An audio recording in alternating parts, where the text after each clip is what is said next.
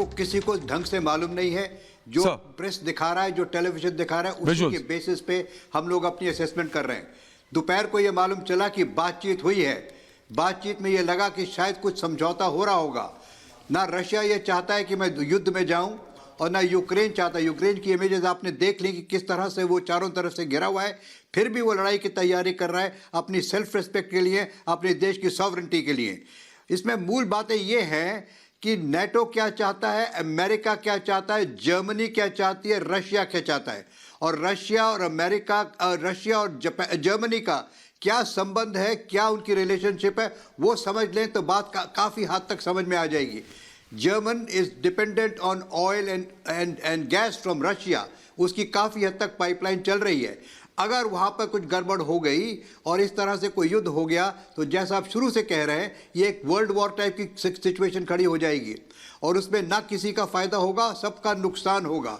Oil prices world wide बढ़ेंगी। आप बीच में ये भी पूछ लेते हैं कभी कभी कि इसमें बाकियों का क्या असर पड़ेगा। सबसे बड़ा असर तो भारत पर भी पड़ेगा और भारत पर असर कई डायरेक्शन से पड़ेगा। सबसे पहले तो हमारा ऑयल की प्राइसेस बढ़ जाएंगी, जिस तरीके से ऑयल की प्राइसेस, उसको बाद में डिटेल करेंगे, लेकिन अभी देख लीजिए आप ट्रू पिक्चर क्या है। इस पर कहना बहुत कठिन है, लेकिन मैं ये कहूँगा कि पुतिन साहब की जो बातचीत हुई है आज अपने फॉरेन मिनिस्टर से, जो टेलीकास्ट भी हुई है, उसमें डायलॉग की बात हुई है। The issue should be resolved by dialogue। इसका यह मतलब है कि कुछ ना कुछ पुतिन साहब ने सोचा है, चाहे जर्मनी से बात करने के बाद, चाहे यूक्रेन के बात करने के बाद, कि लड़ाई is not the best option either for Ukraine और फॉर रशिया और फॉर जर्मनी। तो उस वजह से जो खबरें हमने अभी तक सुनी है उससे लग रहा है कि डी एस्केलेशन की तरफ जा रही हैं फौजें। लेकिन अभी आपकी सैटेलाइट पिक्चर्स बता रही हैं, शायद मुझे मालूम नहीं, आप ही बताएंगे कि क्या फिजिकली डी एस्केलेशन जमीन पर नजर आ रहा है। सर वही दिक्कत है, पहली बात तो हमें मालूम नहीं है कि जमीन पर actually D escalation.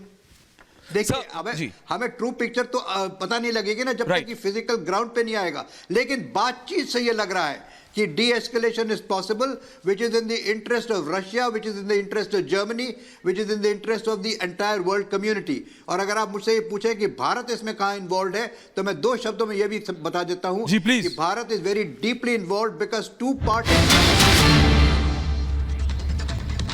Lieutenant general साहब, सॉरी आपको रोक रहा हूं, एक ब्रेकिंग आ रही है और फिर आप सबके पास आ रहा हूं। रूस के दावे का नाटो ने सर खारिज किया है। जो आप बोल रहे थे वही जो मैंने बताया था, वो उसका पूरा रूस ने सीमा से सैनिक नहीं हटाए हैं सर। नाटो के जो सेक्रेटरी जनरल है जेंस स्टोल्टनबर्ग, वो सर ऑफिशियली कहा है उन्होंने स्टेटमेंट जारी करके कि हमारे पास कोई विजुअल प्रूफ नहीं है। यूक्रेन सीमा पर तनाव जारी है। He saying the stress is still there, tension is still there.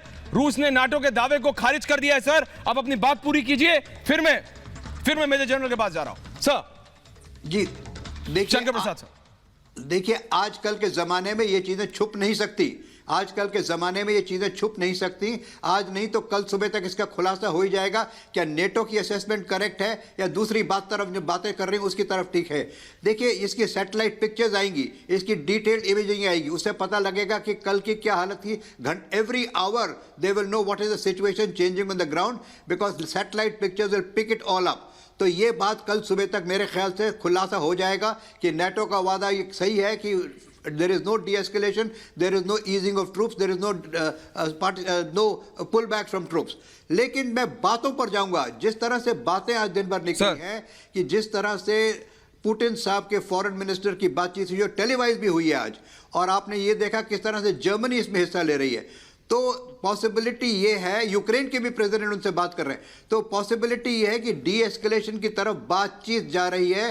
लेकिन फिजिकली ये ट्रांसलेट हुई कि नहीं हुई वो देखना पड़ेगा। मेजर जनरल जी बख्शी साहब, बिल्कुल ये सब जो कह रहा था आपसे पहले कि इट इज नॉट एक मैं खत्म कर दूं प्लीज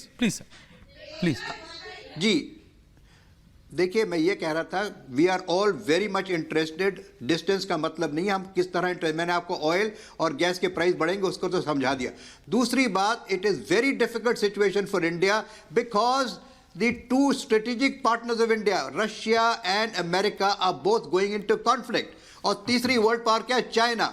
चाइना इसका इस समय फायदा उठाएगी, जिससे हमें नुकसान हो सकता है, जिससे ताइवान को नुकसान हो सकता है और जिससे पूरे वर्ल्ड को नुकसान हो सकता है कि चाइना किस तरफ क्या रुख लेगी, जबकि two strategic partners of ours are in very good status with India. हमने क्वाड में बात की, क्वाड का आपने रिस्पांस देख लिया अमेरिका से भी। So America is strategically aligned to us, Russia is forever a good friend of India. हम इनमें बड़े अफसोस से कहते हैं कि हम किसी का पक्ष नहीं ले सकते, बिकॉज दोनों हमारे स्ट्रेटेजिक पार्टनर्स हैं, लेकिन इसे जो तीसरी पावर है वो हमें तंग कर सकती है, तो उसको देखना बहुत जरूरी है। Therefore India is very much concerned by minute to minute और what is happening on the border.